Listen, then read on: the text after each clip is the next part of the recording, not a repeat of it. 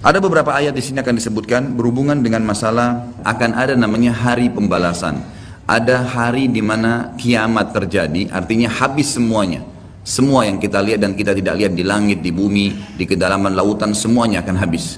Ada saatnya di mana ajalnya datang, semuanya akan hancur dan terjadilah kiamat. Kiamat ini akan terjadi bila diikuti dengan beberapa tanda-tanda sebelumnya, baik tanda-tanda kecil ataupun tanda-tanda besar. Jadi tanda-tanda kiamat itu ada besar, ada kecil. Tentu kalau tanda-tanda kiamat kecil banyak sekali. Di antaranya hadis riwayat Muslim juga yang berbunyi, kata Nabi SAW, hitunglah 6 tanda-tanda kiamat, ini kecil.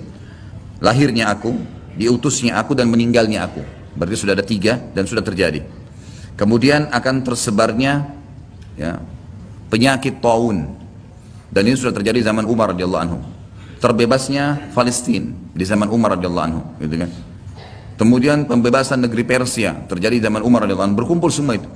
Jadi 6 tanda-tanda ini sudah kelihatan semuanya.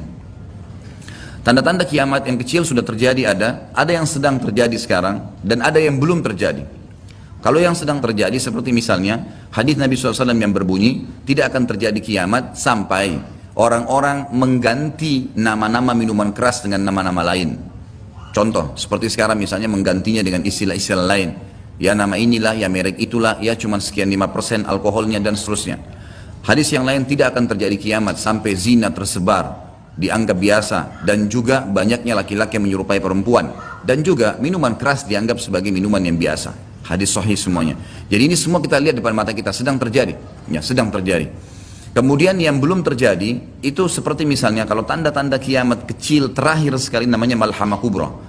Peperangan besar antara kaum muslimin dengan orang-orang Nasrani. Yang ini disebutkan panjang lebar dalam hadis Bukhari lebih dari 3 lembar kalau tidak salah. Hadis ini berbunyi, kata Nabi SAW, kalian akan bersatu dengan Bani Asfar. Bani Asfar ini sebenarnya lebih tepatnya orang-orang Rum, ya, orang-orang Nasrani. Mereka akan bersatu, kalian akan bersatu dengan mereka untuk memerangi satu kaum, tapi tidak disebutkan kaum ini siapa. Yang jelas kita akan bersatu satu waktu dengan kelompok-kelompok Nasrani ini, kemudian kita bersatu memerangi satu kaum. Allahu a'lam siapa mereka. Sebagian ulama beristihad mengatakan komunis, ada yang mengatakan kapitalis, dan segala macam istilah, tapi kita beriman bahwasanya itu akan terjadi. Ringkas cerita, kalian akan memenangkan peperangan, pasukan tahaluf ini, sekutu ini akan menang. Kemudian setelah itu bubarlah semua pasukan dan tersisa pasukan di negeri Syam. Dan dari hadis ini juga ulama sekarang mengatakan kasus Syria ini akan berakhir dengan sendirinya, karena memang hadis ini menjelaskan adanya ketentraman di negeri Syam, ya, sebelum terjadi tanda-tanda kiamat besar. Pada saat itu pasukan muslimin ya, sedang pulang ke negeri Syam bersama dengan pasukan Bani Asfar ini, ya, suku yang dikatakan dari bangsa Romawi. Kemudian mereka mengangkat bendera salib sambil mengayunkan dan mengatakan, kamilah yang telah memenangkan peperangan ini, maksudnya kekuatan Nasrani. Maka yang muslim sempat, teman-teman mereka mengatakan, ini kan kita sekutu, bagaimana caranya kalian mengaku ya, memenangkan sendiri. Terjadi cekcok di antara mereka. Lalu kata Nabi SAW, akhirnya segelintir muslimin yang ada di situ Allah karuniakan mereka mati syahid, terbunuh semua. Lalu hari kedua beberapa muslimin bersatu untuk ya, berperang, dan mereka juga dikaruniakan Allah mati syahid. Hari ketiga berkumpul lagi muslimin untuk mereka berpegang pada satu kesepakatan untuk tidak akan membiarkan bahwasanya orang-orang Nasrani menganggap menang sendiri. Maka akhirnya hari ketiga pun mereka diikram oleh Allah, dikaruniakan syahadah, mati syahid. Nanti hari keempat barulah berkumpul seluruh muslimin dari seluruh penjuru bumi. Lalu terjadilah perang besar antara kalian dengan Bani Ahmar, dan mereka dibawa naungan 80 bendera. Sebagian ulama hadis mengatakan mereka dibawa 80 negara. Jadi perang besar-besaran. Dan di dalam kegiatan orang-orang Nasrani, di sebagian pastor dan pendeta, mereka menamakan akan terjadi nanti perang salib besar, puncak daripada penentuan siapa yang menang dan siapa yang kalah. Kita sebagai orang muslim bukan sedang memicu emosi untuk mempersiapkan diri, tapi memang ini hadis Nabi SAW, wahyu yang menyampaikan kita akan berperang melawan mereka, dan ini perang besar-besaran seluruh dunia akan terjadi.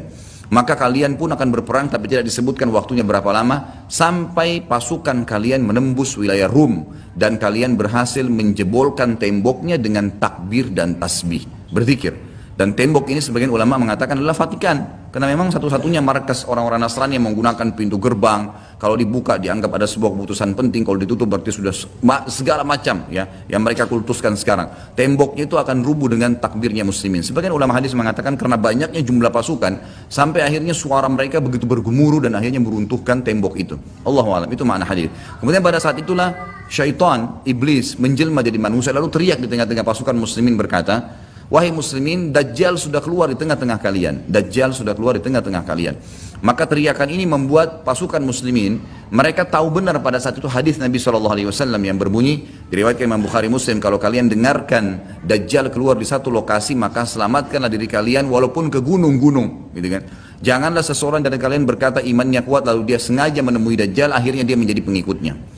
Jadi para mujahidin tahu masalah itu. Mereka bukan tidak berani, tapi mereka mengikuti sabda Nabi SAW. Maka mereka pun akhirnya pada pulang masing-masing. Kata Nabi SAW, mereka pun bubar ke wilayah masing-masing. Pada saat mereka tiba di wilayahnya, ternyata Dajjal tidak ada. Itu berita dusta. Dan pada saat itulah Dajjal keluar. Pada saat itulah Dajjal keluar. Dan Dajjal adalah tanda-tanda kiamat besar yang pertama. Tanda-tanda kiamat besar yang pertama. Jadi ini akan terjadi. Ini sekaligus saya menitik beratkan, ya, tidak bolehnya sembarangan orang ngomong. Sekarang soalnya ada beberapa orang, semoga Allah berikan hidayah, menentukan tahun, ya, akan terjadi kiamat. Bagaimana caranya menentukan tahun?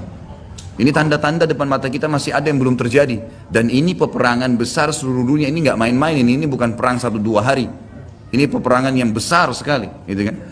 Jadi Allahu a'lam kita masih menemukan atau tidak. Tapi yang jelas menurut tanda-tanda sekarang, kita masih ada di fase-fase tanda-tanda kiamat kecil yang sedang terjadi. Tapi kita menyampaikannya, gitu kan? Yang jelas ini sesuatu yang masih Allahu a'lam. Berapa lama? Bukankah banyak orang menebak-nebak tahun 2000 sekian akan kiamat, 2000 sekian akan kiamat. Ini semua dari mana? Kita punya kiai dan guru kita Nabi Muhammad SAW menyampaikan kepada kita tanda-tandanya ada. Sebelum terjadi tanda-tanda itu tidak akan terjadi kiamat. Kemudian kita akan masuk menjelaskan teman-teman sekalian tanda-tanda kiamat besar. Yang pertama adalah keluarnya Dajjal sebagai fitnah bagi kaum muslimin. Makanya kita dalam tahiyat membaca wa'udzubika min fitnatil masiihid dajjal, dan jauhkanlah kami dari fitnahnya Masih Dajjal. Yang kedua adalah sementara Dajjal membuat kerusakan di muka bumi, maka akan keluar Mahdi. Yang kata Nabi SAW, akan keluar seseorang yang sama namaku, Muhammad bin Abdullah, dan dari keturunanku, dari kota Madinah. Jadi kan sebagian ulama hadis mengatakan ini kemungkinan dari turunan Hasan. Yang ketiga akan turun Nabi Isa alaihissalam. Pada saat pasukan Mahdi sudah sampai di masjid, ya, Menara Putih. Kemudian setelah itu, setelah Isa alaihissalam, ya, datang turun kemudian memerangi Dajjal, datang tanda-tanda hari kiamat. Yang keempat adalah Ya'juj wa Ma'juj. Dua suku yang dari anak Adam diciptakan oleh Allah Subhanahu Wa Taala, tapi mereka berbeda dengan kita. Mereka sangat beringas, memakan semuanya. Dan mereka akan membuat kerusakan, membunuh semua yang ditemui. Kafir, beriman, tidak ada urusan. Selain mereka akan dibunuh. Ringkas cerita, mereka akan membuat kerusakan dan Allahu a'lam berapa lama di situ. Dan mereka akan mati bukan dengan peperangan dengan kaum mukminin, tapi dengan doa Isa alaihissalam yang berdoa lalu Allah matikan mereka dengan satu kali mati.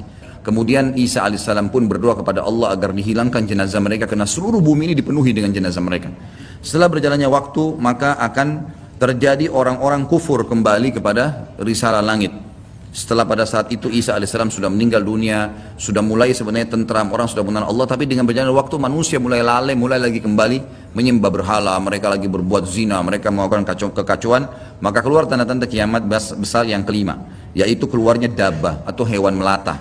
Yang hewan melata ini akan keluar dari tanah, berbentuk seperti hewan, tapi dia bisa berbicara dan dia membawa cap yang dia mencap orang beriman dan orang kafir. Setelah keluarnya dabbah, maka akan terjadi 6, 7, 8 sekaligus tanda-tanda kiamat ini, yaitu terjadinya longsor besar di wilayah timur, dan terjadi juga longsor besar tanda-tanda kiamat yang ketujuh itu adalah di Jazirah Arab, dan juga terjadi di wilayah baratnya Jazirah Arab, yaitu wilayah Afrika, dan ini juga akan longsor besar, gitu kan. Sebelum terjadinya longsor 6, 7, 8 tadi, di seluruh muka bumi ini akan terjadi kabut yang menutupi dunia, bumi ini, dan semua dunia ini akan melihat kabut itu dalam beberapa waktu.